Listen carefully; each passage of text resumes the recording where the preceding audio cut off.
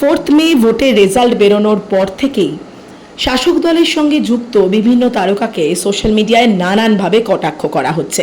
আসলে সাধারণ মানুষেরা তাদের বিভিন্ন কারণে জমে থাকা রাগ উগরে দিচ্ছেন। এরই মধ্যে হঠাৎ ভাইরাল হয় দেবের একটি ভিডিও, যেখানে দেখা যাচ্ছে ভিড়ের মধ্যে হেঁটে যাচ্ছেন তিনি।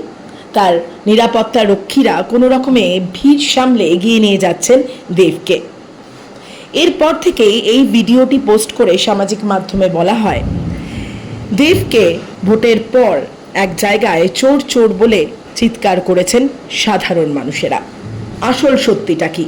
অবশেষে এই ভিডিও নিয়ে বেশ কিছুদিন পর মুখ খুললেন দেব। তিনি সামাজিক মাধ্যমে ভিডিওটি পোস্ট করে লিখেছেন, বাংলা কখনো বিদ্বেষের সংস্কৃতি শেখায়নি। গত কয়েকদিন ধরে আমার কিছু বিকৃত এডিটেড ভিডিও ছড়ানো হচ্ছে। আমি সকলের কাছে অনুরোধ করব, দয়া করে এই ধরনের মিথ্যা ও বিভ্রান্তিকর ভিডিওতে বিশ্বাস করবেন না, এগুলো শেয়ারও করবেন না। ইচ্ছাকৃত অপপ্রচার ও চরিত্র হনন কখনো বাংলা সংস্কৃতি নয়। আমার পূর্ণ বিশ্বাস আছে নতুন সরকারের ওপর যে তারা এই ধরনের অপপ্রচার ও বিভাজন বন্ধ করতে প্রয়োজনীয় পদক্ষেপ নেবে। বাংলা সবসময় সংস্কৃতি ও পারস্পরিক সম্মানের জায়গা ছিল, ভবিষ্যতেও তাই থাকবে। আসলে এই ভিডিওটি প্রচারের একটি ভিডিও।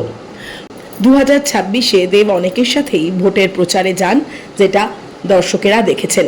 সেই সময়েরই একটি ভিডিও, এবং সেখানে অনেকেই দেবকে দেখে, তার অনুরাগীরা বিশেষ করে দেবকে দেখার পর এগিয়ে আসতে থাকেন। সেই সময় একজন বলে ওঠেন সর, এবং সেটিকেই চোর চোর বলে প্রচার করা হচ্ছে। এটা প্রমাণ করার চেষ্টা করা হচ্ছে যে দেবকে দেখেও সাধারণ মানুষ চোর বলেছেন। তবে এটা যে সত্যি নয়, এই কদিন তা নিয়ে মুখ না খুললেও ভিডিওটি এতটাই ভাইরাল হয়েছে, তাই অবশেষে এই বিষয়টি নিয়ে মুখ খুললেন। কারণ এই সময় নানান কারণে রাজ্য রাজনীতি উত্তপ্ত হয়ে আছে, তাই একটি ছোট ঘটনা থেকেই নানানভাবে সেটা বড় ঘটনার রূপ নিতে পারে।